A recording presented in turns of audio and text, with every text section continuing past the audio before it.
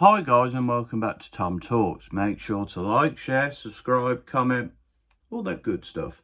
And today we are doing a movie review and we are talking about the new Martin Scorsese film Killers of the Flower Moon. I went into this, I've watched not loads of Scorsese films, but I've watched a few.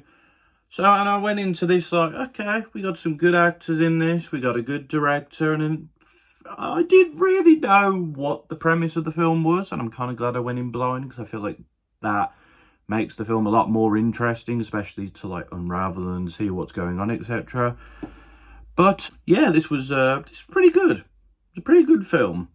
It's quite a long one, at 3.5 hours long, but I think it warrants the runtime. You can tell when a film is a longer film, but never was I kind of like looking at my watch, so to speak, like in a sort of when's this going to end? Like, it felt properly paced. It felt like it deserved and warranted the runtime. And I think, yeah, that's a good thing if you're a very long film, because as I thought about Avatar: The Way of Water, that was a long film. It felt like a long film. And I was kind of like, is this going to end soon? And it didn't end. And it kept going. So, yeah. So that's the first thing I like about this film. The second thing I like is the acting performances. And there's lots of great acting performances. And there's loads of supporting cast members. Too many to name. But I am going to focus on the three leads, which is Leonardo DiCaprio, Lily Gladstone, and Robert De Niro. So Leonardo DiCaprio, first of all, he is a very interesting character. I wouldn't say it's Leo's greatest performance ever. It's not like The Revenant or The Wolf of Wall Street or some of the amazing films he's done. But he does play a very interesting character. He is someone who is kind of easily manipulated, kind of aware of what he's doing. Yeah, he's an interesting character. And I remember discussing this with my mom, who I watched the film with, and she said in a way she felt sorry for him because he was kind of being led on. I personally didn't. I was like, yeah, he's done some bad stuff in this film. But in a way, it feels like he's being led on by his uncle, Robert De Niro's character, a lot of the actions he does in this film. As I said, it's a good performance and it's a very interesting character. It's a very interesting choice of lead. Kind of someone who's not a good person, but as one of the characters says, this was not how your life was meant to go. You've been led astray.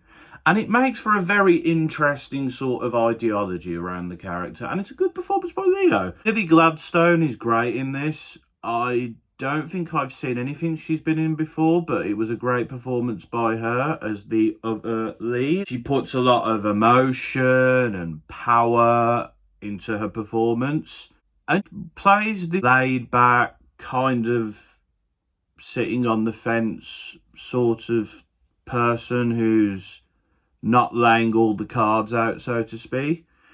Then as the film gets on, you see the pain that is caused by the actions of the film and how it almost destroys her. At the end of the film, they do this sort of thing where it's like a radio play, and they go, this is what happened to all the characters. And yeah, her story's just, it sounds like she got some sort of a happy ending, but after the actions of the film, she wasn't going to get a happy ending. And it's really sad to watch the events of the film and how they destroy her as a person.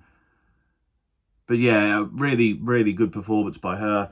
And then Robert De Niro as the villain. He's a good villain. He's a very good villain in this. Not a single ounce of remorse in his face, in his words, or in his personality about the actions he does in this film. And I just think Robert De Niro's great in this film. He's really cold. He's calculated. He's swarmy. And he's like, he really plays well this sort of friendly face who's actually an evil, horrible human being. And as I said, the way he plays it, there's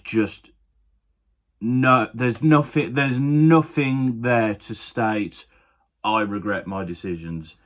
And he doesn't even really get punished that badly in the film because of his connections.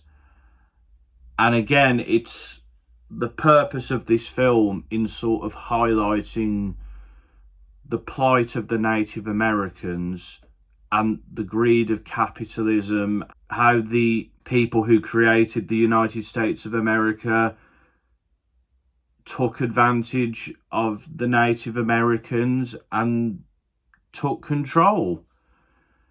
And I think Scorsese really puts those sort of points across. I'm not going to go into too much spoilers for the film, but those are the kind of themes you're going to get in this film. And I think how it does it is very good. Robert De Niro as the antagonist. Well, he's the villain of the film. He's not the antagonist because he is kind of in league with the protagonist, kind of manipulating the protagonist of the film. Yeah, it's a very good performance. I don't think there really was any bad performances in this film. I think everyone sort of suited their part, played their parts well. As I said, the acting was really good. I guess what stops this film from being a masterpiece is you kind of know what's going on from fairly early on. Like, the film starts off and you're like, okay, so this happened and this is why this is happening. And I kind of guessed quite quickly what was going on. But I think it's not meant to be too much of like a mystery type. I think you're supposed to like be aware of what's going on. And it's all about sort of watching it unravel and things changing. That's the bit that gets you. And I think that suspense not being there as much kind of hurts the film a bit, maybe. But this film is mainly about the performances and the message it's trying to get across. And it does those things both pretty good. Not amazing, but pretty good. Like I said, I don't really have much bad to say about this film. It didn't blow me away in any way. Everything was just great, not amazing. But I think what it did well. Killers of the Flower Moon. It's a great film. Great performances. Well directed. Very interesting characters. What would I give this overall? I'd say an 8 out of 10.